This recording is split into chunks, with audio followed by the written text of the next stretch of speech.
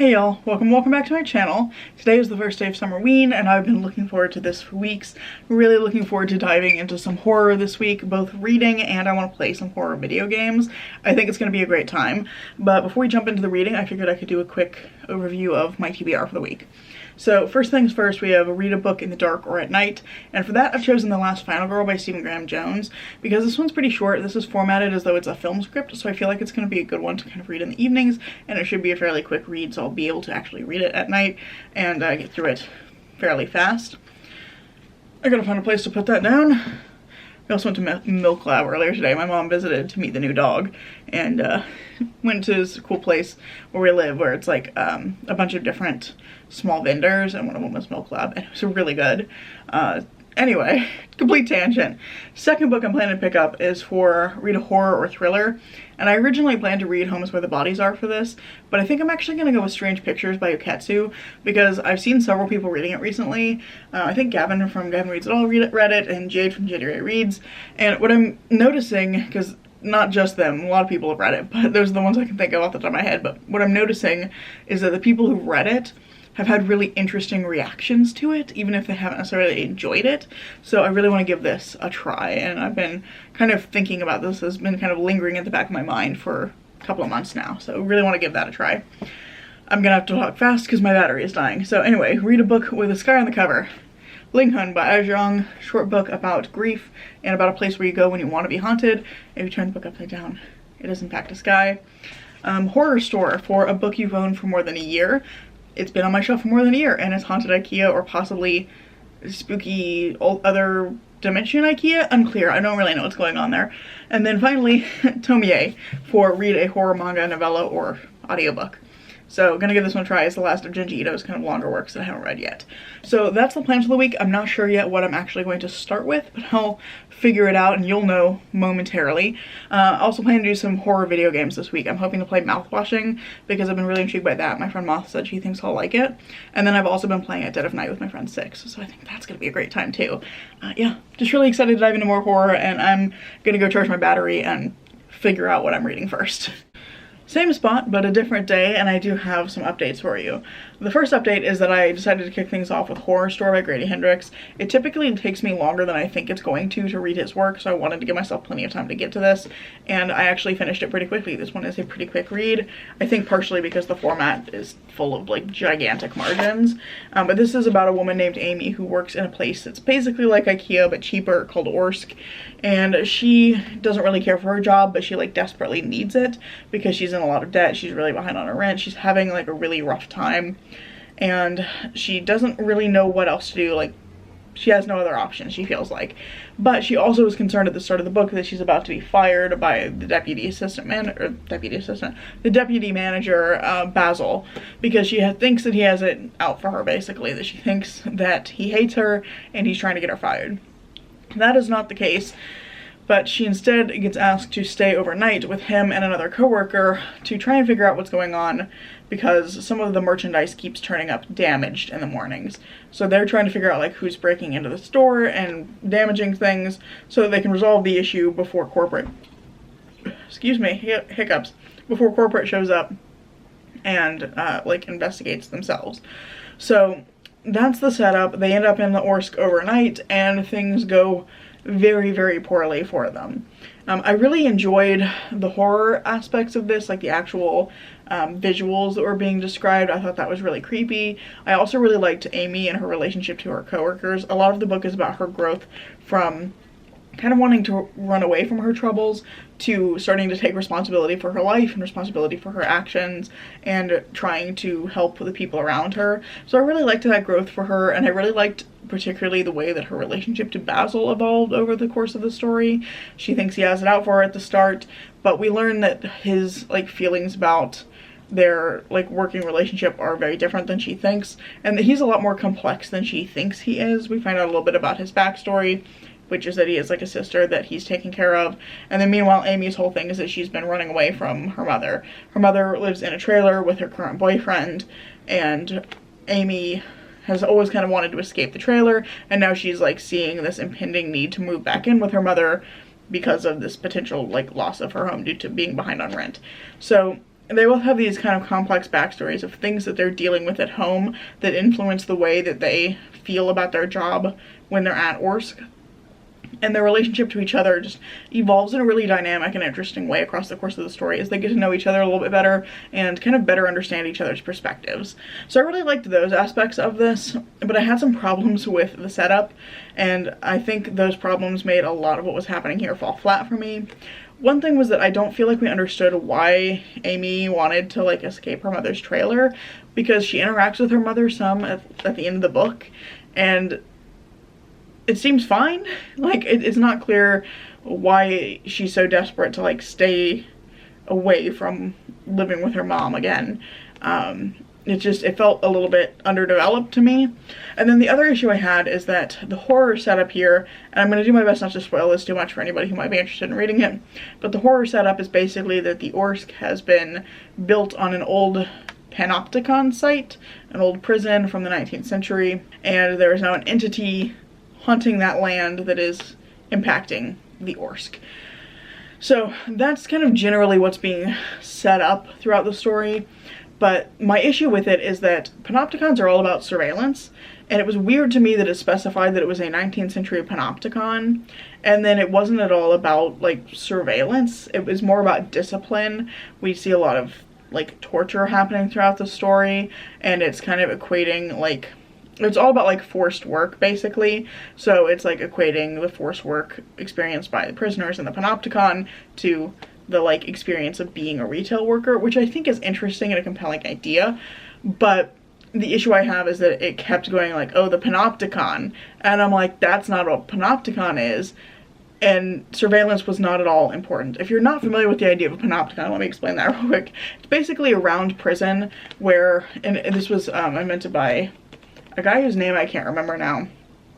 I'm gonna look it up because it's gonna bother me if I can't remember it. I literally looked this up last night because I couldn't remember it. And now we have to do it again. It's Jeremy Bentham. That's who it was. So it was invented in the 18th century, but the concept is it's a round prison where all of the cells are like lining the walls of this round prison, and in the center of the prison there is a tower with a guard station, and the guard from that tower can look into every single one of the cells. The idea is that if you can never know if you're being watched or not, you will always behave as though you were being watched. So it's to enforce like good behavior amongst the prisoners, because they can never know if they're being watched. And so getting away with something would be like incredibly difficult, because at any given moment you might be being observed by the guards. So that's the setup of the panopticon. But this was not at all about surveillance, and in fact the lack of surveillance in the Orsk was kind of the part of the problem, because they were like, oh well, we don't have any evidence of like who's breaking in at night. I think they had cameras, but they weren't like able to find anything about like who was getting into the building, not finding him like on camera. So it just didn't really make sense that it kept saying it was a panopticon.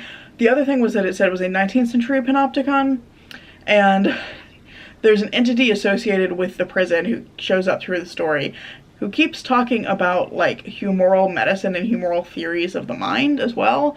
And the 19th century is when we saw a decline in the popularity of humoral medicine and the rise of germ theory. It doesn't say which like decade of the 19th century, but it felt really weird to me because it felt like this entity was from a much older time, but it kept going on about like the 19th century. So it was just an anachronism that kind of bothered me, and I found it hard to like get into that part of the horror. And also, again, it was like the panopticon just didn't even matter. It was all about the like forced labor of the prisoners and not to do with them being like observed by someone. So that just didn't work for me. This might be me also overthinking it a little bit because I have a little bit of a background in criminology, so I have an unusual amount of knowledge probably for an individual person about the criminal justice system, at least as it like operates in the US, and I'm definitely a little rusty now because I've moved on to a completely different field. But that particular thing, I always thought that was an interesting idea, and then I felt like the idea of the panopticon would have been cool in a book like this, but it just didn't feel like it mattered here. So yeah, mixed feelings. I think I'm giving it 3 stars, and I'm glad I finally picked it up so that I could clear it off of my to be read shelves, but it's definitely not my favorite thing I've read from Grady Hendrix. So moving on from that, I next picked up The Last Final Girl by Stephen Graham Jones, and this one is supposed to be my read in the darker at night book, and I've decided to go with like reading it in the evenings when it starts to get dark, and just because of the way my evenings have been structured the last couple of days, I haven't had a lot of time to actually work on it. So I'm only about 20 pages in, but I'm really enjoying the formatting of this one. It's written as though it's a film script, and I'm finding that makes it like really snappy and easy to read, and it's very visual. It's very easy to like visualize the action and like what's happening. So I'm finding that really fun, and I'm enjoying the way that like formatting is pulling me through the story. At this point I'm still like super early in, so I don't really know what's going on plot wise, but I'm having a good time, and as always, Stephen Graham Jones writing is just really good. And then finally, I also started Strange Pictures, which is my book I'm reading during the day now. This one, I'm about 35 pages in, I think. I'm here, and I'm having a good time with this one so far as well. This one is about like a series of 9 pictures, 9 kind of childlike drawings, and various spooky mysteries that surround them. I know in some way that's all going to like ultimately tie together, but at the point that I'm currently in, there's these 2 college students who are reading a blog that's kind of weird, and it has some drawings associated with it, and they're trying to like solve the mystery of the drawings that is brought up by the writer of the blog. The person who wrote the blog initially has posted something that's like, you know, I finally figured out the mystery of those drawings, and then kind of says something as a result of that like understanding. And so now these college students are going back and looking through the blog and seeing if they can figure out what's going on. So I'm really enjoying that, and I was enjoying how much of this is kind of mixed media. There's like the blog posts in it, and there's lots of pictures, so it's going by really quickly so far. This was just like a few minutes of reading to get to page 35, and I'm really intrigued to see where this is going to go. Again, this is one where I'm enjoying the format, and I'm looking forward to seeing how all of the different like story beats are going to come together. I really dug into Strange Pictures last night, and I am a little past the halfway point, which means I have about 100 pages left. I think a little less than 100 pages, and I'm enjoying this so much.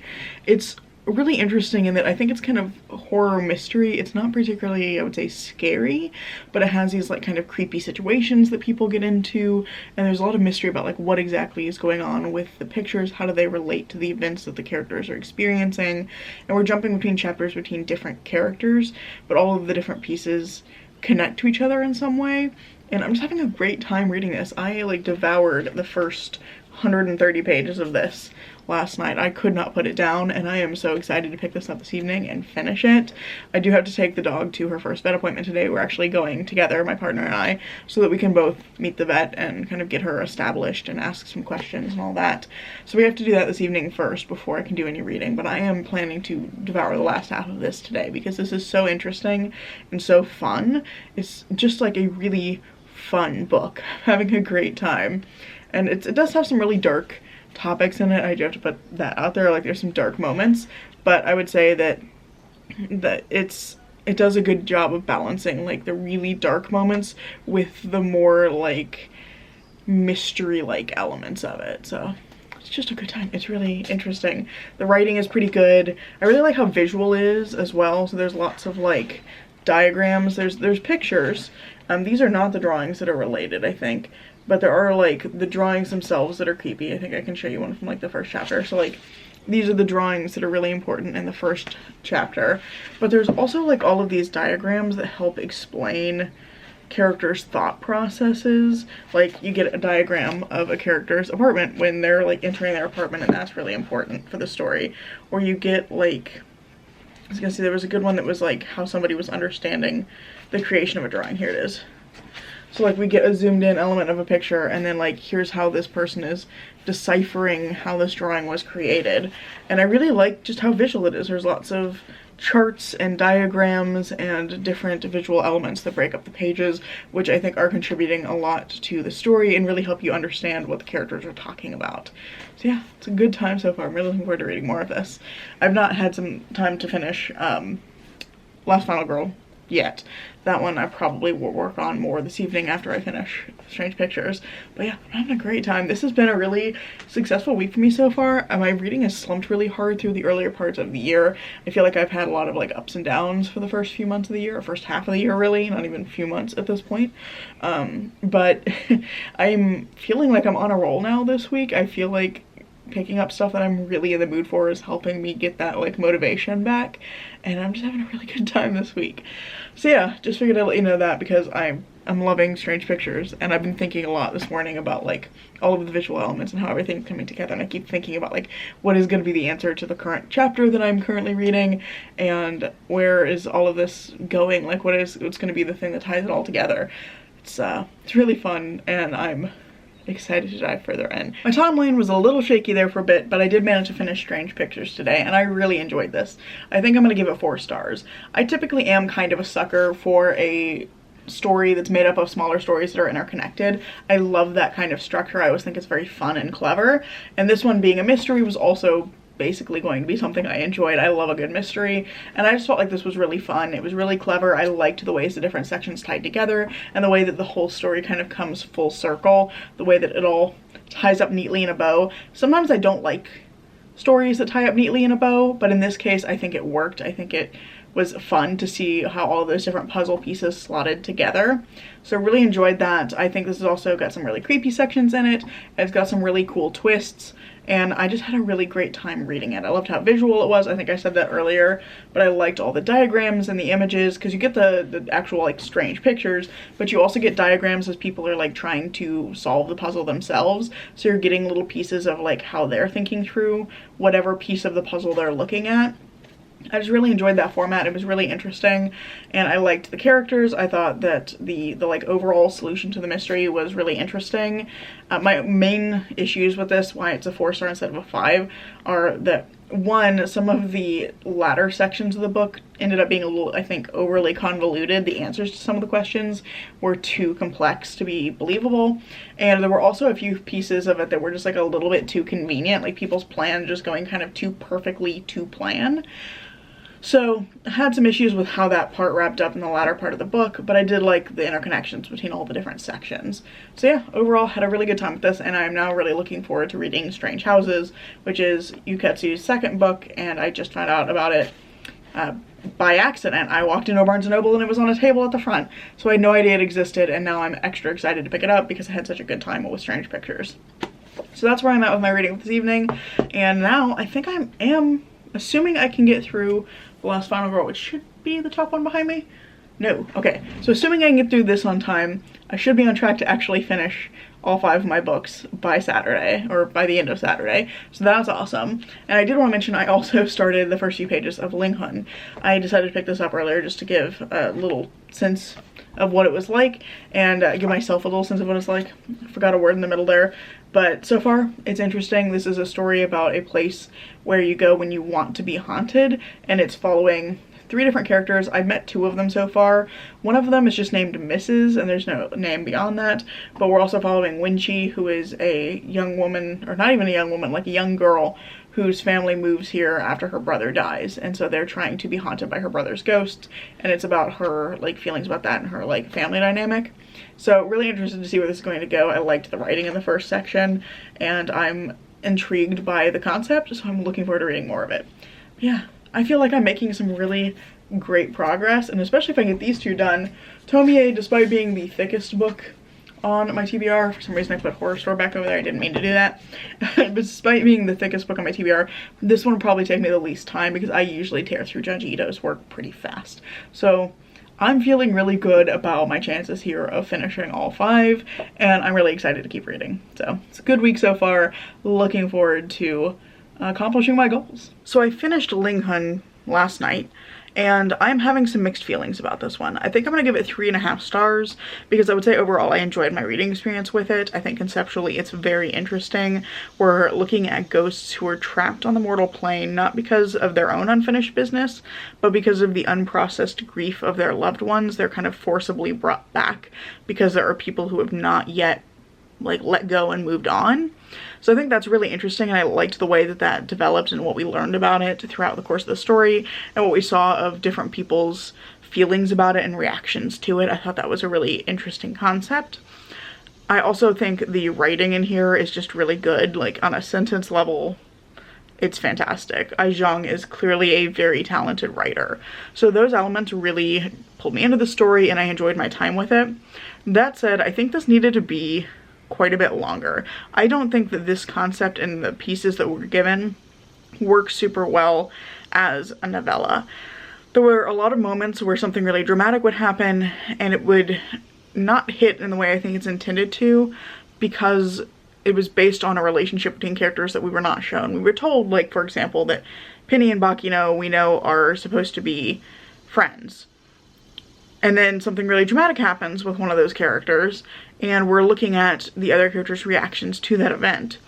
But because we're just kind of told offhandedly that they're friends and we don't really see them interact all of that much, it just feels a little bit flat. The same was true for a couple of our main characters, Winchi and Liam, who interact, or, well, supposedly interact pretty regularly. Again, they have this, like, building friendship, but we don't really see much of the actual building of that friendship. We're just told that they meet regularly and talk. So I feel like that relationship ultimately feels a little bit flat, and so when things really dramatic happen with those characters near the end of the book, it just doesn't hit emotionally the way I think it would if we spent more time seeing them develop their friendship. So I feel like that was a little bit underdeveloped. There's also a third perspective character named Mrs. We don't really find out her name for most of the book, but she's just called Mrs. And I think that because of her perspective, it felt like two different stories set in the same place, but they didn't really connect in ways that were clear or I thought meaningful. They do, like, interact a little bit. I think Mrs. interacts with Winchi, like, once, but the ending of the book relies on the relationship between Mrs. and our other two POV characters, and I just don't think that was set up well because they just don't interact that much, and we don't get very much of Mrs.'s perspective until near the end, and her perspective is mostly like expository backstory stuff. So I think this was a little bit underbaked. It feels a little disjointed, and I think if this had been like a 300-page novel and we'd gotten to see a little bit more about the characters and the development of their relationships, I would have been more compelled by it. The individual characters I thought were interesting. They had some really interesting layers to them and complexity, but it just, again, felt underdeveloped in terms of how they connected to each other. There was also a lot of, like, weird stuff about the world that would just get, like, brought up and then dropped. So, like, the school is super weird in this place called home where people are going to be haunted. There's super outdated curriculum and the students were encouraged to talk about, like, the hauntings in their homes, but that doesn't really go anywhere. It just kind of happens. And then there's this one really horrific scene where we learn more about the way that, like, the real estate system works in home. And it felt very Hunger Games-like, with, like, a brightly colored announcer and everything. But it just kind of happens, and then we don't really get any further digging into that or what it means for the characters or how any of them feel about it. So it just felt strange, because it doesn't make sense as a system. It's like, what? Presumably it's based on capitalism. Like, presumably that's the reason that the real estate system is working the way it does. But with that assumption, like, it doesn't make any sense because the way it's running would not make anybody a profit. And so, yeah, I just don't feel like, some of the world building around home, outside of, like, the homes themselves and the kind of individual hauntings, makes a lot of sense. So overall, I think this was just a little bit underbaked. It needed some more pages, it needed some more time, and some more thoughtful consideration around the implications of the world building it had, and I think it would be a stronger book. But it's Friday, so we are closing in on the end of the readathon. I'm currently halfway through Tomie. No, I'm past halfway. I'm, like, there. I've got this much of the book left. And I am enjoying it so far. I'm finding it a little bit repetitive. I think the story I'm currently reading is interesting because it's mixing up the formula a little bit. But the general gist of Tomie is that it's a series of stories about a girl who, when men become obsessed with her, they get this, like, unexplained urge to chop her into pieces, and then she can regenerate from the pieces of her body. And so various different weird situations arise as a result of that. She kind of can take different forms at different points, and we're following just, like, all of these different instances where Tomie showed up in somebody's life and the events that happen as a result of that. So, as I said, it gets a little repetitive because a lot of it is just, like, man becomes obsessed with Tomie, eventually commits murder, Tomie regenerates. So, sorry, I got a bit of a cough. I had a tickle in my throat a few minutes ago I couldn't get rid of. Anyway, that's kind of the gist of the story. Like I said, the one I'm currently reading is about Tomie and this like older couple and the ways that she like insinuates herself into their life. So I'm enjoying this a little bit more. I think it gives us a little more variety. I think the other issue I'm having is that Tomie's personality seems to change from story to story, and it's not really clear like whether she's intentionally trying to get men to kill her to regenerate, or if it's something that like just kind of happens and she doesn't necessarily want it to happen. It's really unclear like what her motivations are at any given point. It feels like she's more floating through the stories that other people are experiencing. So I'm not really sure what to make of that, but overall I am having a good time with it and I'm looking forward to polishing off the rest of it this evening. So then all I'll have left will be the last Final Girl, and I think I'm just shy of 50 pages in, so I made a little bit of progress in here, but I think I'm gonna have to manufacture some darkness if I want to finish this one before the end of the readathon. I am planning to try and finish Tomie tonight, but my plan after that was I want to stream mouthwashing this evening, so assuming that happens, assuming nothing happens to my plan to stream, this will have to be finished probably tomorrow, which is the last day of the readathon. So I need to manufacture some darkness. I'll figure out a way to do that and read this in the dark / at night. But yeah, progress. I'm so close to actually finishing this TBR and I'm really excited about it. It's several hours later and I have developed a headache, so I'm not the sharpest at the moment, and I definitely did not stream mouthwashing. I just was not feeling up to it. But I did manage to finish Tomie, so that's a win. I think my feelings generally remained the same throughout. It's fun, it's interesting, and there's some really good horror moments. I think the concept of Tomie is really creepy, but it also is a little bit overly repetitive, especially in the first half of the book.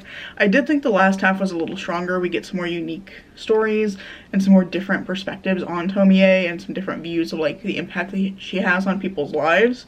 So I liked the latter half a lot more. And I think my favorite story is the one that I was reading at the time that I last checked in. It's called Adopted Daughter, but it's about Tomie and like an older couple. And I thought that was a more interesting variation on the Tomie formula.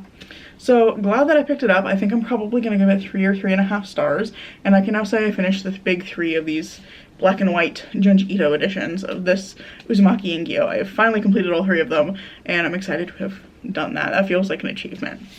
So from there, I still need to finish The Last Final Girl. I think I'm gonna work on it tomorrow. I don't think I have the mental energy today to continue reading, but I'm gonna keep my fingers crossed I can finish it tomorrow. I'm gonna figure out a way to like make either my office or another part of the house dark so that I can like complete that prompt, because I want to do it the right way.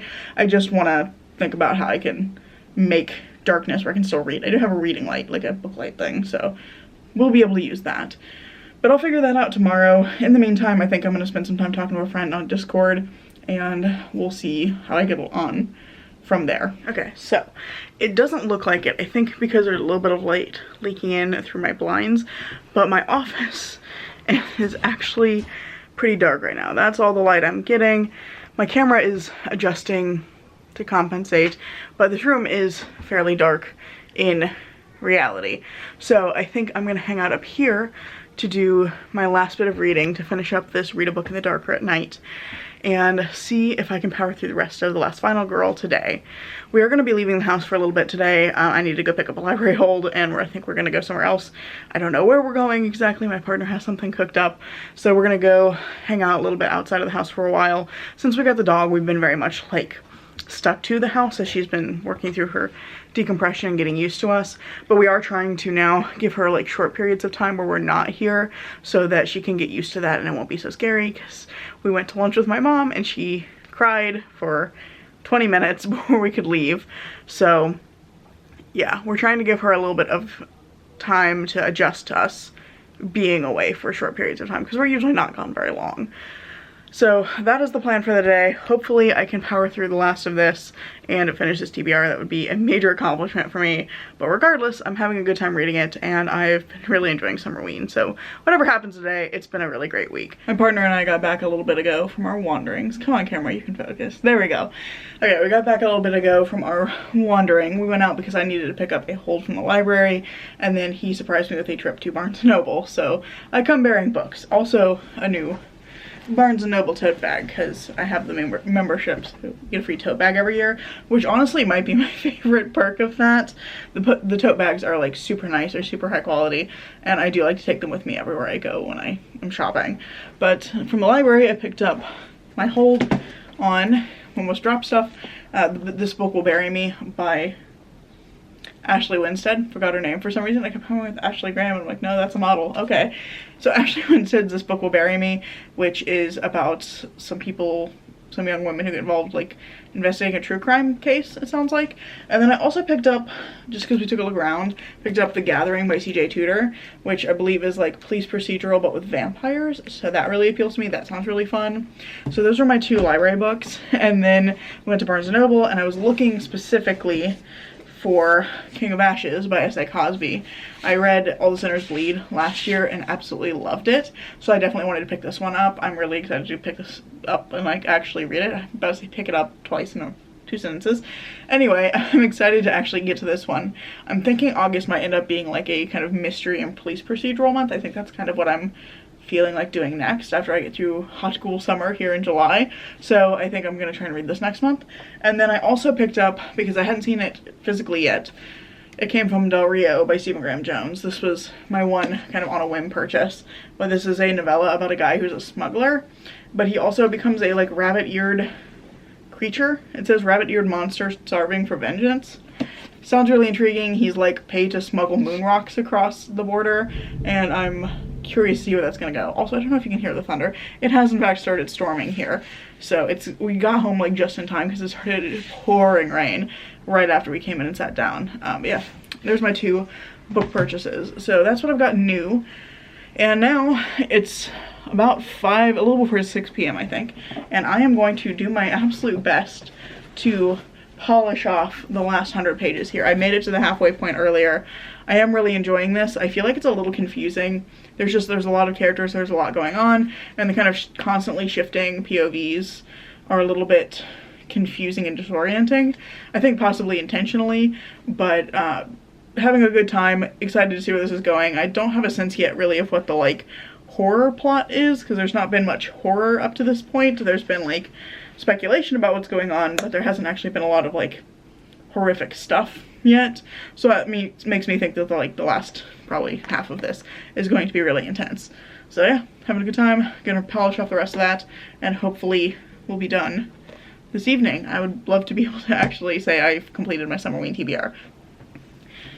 Oh, Maisie's here, and I've just completed The Last Final Girl. I just saw her as I started recording, like popping up behind me. I'll hold it over here so we can see the dog. I finished The Last Final Girl, and I have officially completed my Summerween TBR, so that's really exciting. But I enjoyed this one. I think I'm probably gonna give it 4 stars. I really enjoyed my time with it. I think it's really fun, but I do feel like it falls a little short in the pacing.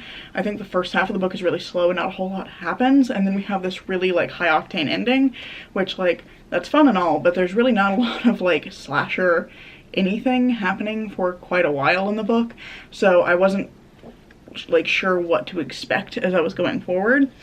I also feel like some parts of this are really confusing. There were some sections I needed to reread. I think that's partially the formatting and partially just the amount of time we're spending with each character, because I think there's some stuff, some revelations in the later part of the book that kind of rely on understanding some of the characters, but those characters haven't really been on page very much because we spend most of our time with Izzy, who's kind of the central character, and her best friend Brittany. So we don't really see a lot of the other characters, even the final girl who's kind of kicks the book off, Lindsay. We don't really know much about her. We don't see a lot of the other characters very much. So I feel like there were some moments that were a little confusing because I didn't have a good grasp on who each person was to understand why they were making the choices they were making. So few issues for me, but overall still a really fun time, a really interesting version of a slasher and a really interesting version of like a final girl story. I liked the kind of twist at the end. I saw it coming from the very beginning of the book, but I liked the way that it was revealed and the way that our central character kind of figured things out. So I had a good time with that, and yeah, I would recommend. I think it's an interesting book, it's an interesting format, and it's definitely unusual. It's like not like anything else I've read because it is so visual. It's so much a movie script. It really like has that feeling to it that I felt like I could imagine everything that was happening. So yeah, just really interesting reading experience, and I'm glad that I picked it up. So that's that. I have finished my Summerween TBR. That's very exciting. Maisie has left us, unfortunately, but I'm feeling really good about this. This is, I think, the first time in years that I've actually completed a readathon TBR. So that's feeling like a huge success for me, and I'm glad that I was able to pull that off this week. I do have some other plans for hot, cool summer for the rest of July, but this felt like a really fun way to kickstart my month, and everything just went as well as I was hoping. So yeah, that's pretty much all I have for you today. Let me know down in the comments below if you've read any of these books and what your thoughts were on them. And I really hope you've enjoyed this video. If you have, I hope you'll consider giving it a like, maybe even subscribing to see what comes next. I'm currently posting on Tuesdays and Saturdays, and I hope to see you in the next video. Bye.